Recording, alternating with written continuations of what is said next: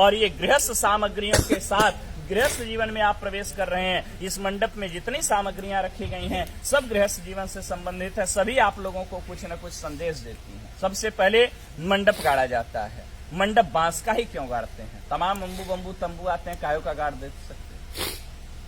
बांस की विशेषता होती है, बांस सबसे बड़ा वृक्ष माना जाता है, लंबाई में सबसे ज्यादा होता है, लेकिन जब ऊंचाई पर जाता है तो जाने के बाद क्या हो जाता है? झुक जाता है। यह बांस वर और कन्या को आप लोगों को यह संदेश देता है कि जीवन में आप लोग कितने ही ऊंचाई पर क्यों न जाइएगा, हमेशा अपने श्रेष्ठों के प्रति विनम्रता का भाव रखिएगा, क्योंकि नमंती फलिनो वृक्षा नमंती गुणिनो जना शुष्क वृक्षाश मूर्खाश न नमंती कदाचन। फलने वाला वृक्ष और गुणी व्यक्ति हमेशा झुके रहते हैं, मूर्ख व्यक्ति और सूखा पेड़ कभी झुकता नहीं। कुछ यहाँ साइंस पढ़ने वाले भी होंगे, हो सकता है 2-4 अक्षर पढ़ लिए हो तो वो सोचेंगे तो पंडित जी का ढकोसला है। साइंस से सिद्ध करता हूं। ये मंडप जो हरे बांस का गाड़ते हैं, हरा बांस जो होता है विद्युत का सुचालक होता है। मंडप को कुश और काश से छाते हैं। कुश और काश जो होता है वो कुचालक होता है, ठीक है ना। ये सुचालक होता है, वो कुचालक होता है, ठीक है ना। वो नॉन कंडक्टर है, ठीक है ना। तो इसीलिए यदि आकाशीय विद्युत गिरे तो मंडप में बैठे हुए लोगों के ऊपर, वर कन्या के ऊपर उस विद्युत का कोई प्रभाव न हो, उसी बांस के माध्यम से वह अर्थ में समाहित हो जाए, धरती में चला जाए। इसी कारण इसीलिए हरे बांस का मंडप लगाया जाता है। भारत कृषि प्रधान देश है और कृषि कार्य बिना हल के संपादित नहीं होता, इसलिए हरीश गाड़ा जाता है।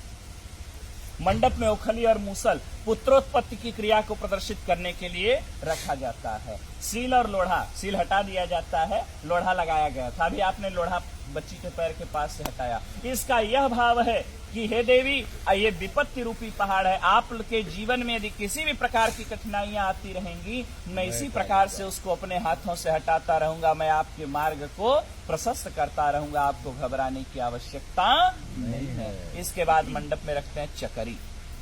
चकरी कहाँ रखेंगे? चकरी के 2 पार्ट होते हैं, दोनों पार्ट अलग अलग होते हैं, लेकिन ये पार्ट जुड़ते किससे हैं?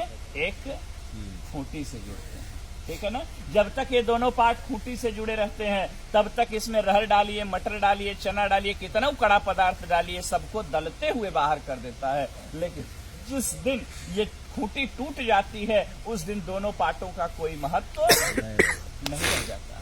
यह वर और कन्या भी चकरी के 2 पार्ट के समान है और ये वर और कन्या जो आज पति पत्नी के रूप में परिणत होने जा रहे हैं, पति पत्नी का रिश्ता जो होता है एक विश्वास का रिश्ता होता है। जब तक विश्वास है तब तक पति पत्नी का जीवन बड़ा सुंदर होता है, कितना अभाव रहे, कितना प्रभाव रहे। लेकिन जिस दिन विश्वास रूपी खूंटी पति पत्नी के बीच से टूट जाती है, उसी दिन से वर और कन्या अर्थात पति और पत्नी का जीवन नारकीय हो जाता।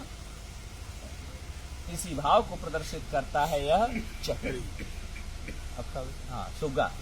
सुग्गा क्यों लगाते हैं मंडप में? सुग्गा मीठा बोलता है। बोले महाराज सुग्गा से भी मीठा तो कोयल बोलती है, कोयल लगा देना चाहिए था। बोले तोते की दूसरी विशेषता है, तोता मिर्चा खाता है लेकिन फिर भी मीठा बोलता है। यह संदेश आप लोगों को तोता देता है कि जीवन में आप लोगों को कोई कितना ही कटु अनुभव क्यों न कराए, कोई कितना ही कड़वा आप लोगों को क्यों न बोले, आप हमेशा